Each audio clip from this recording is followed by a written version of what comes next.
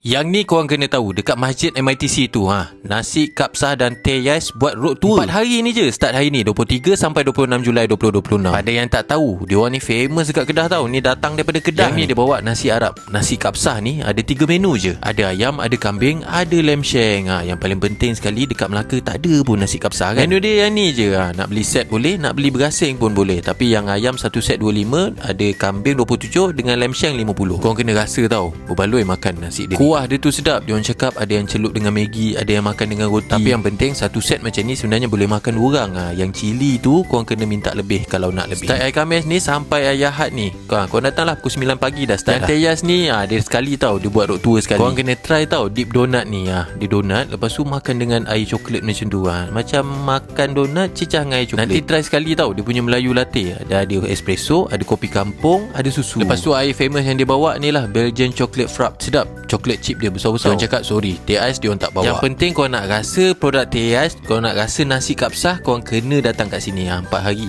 23 Julai sampai 26 Julai 2026.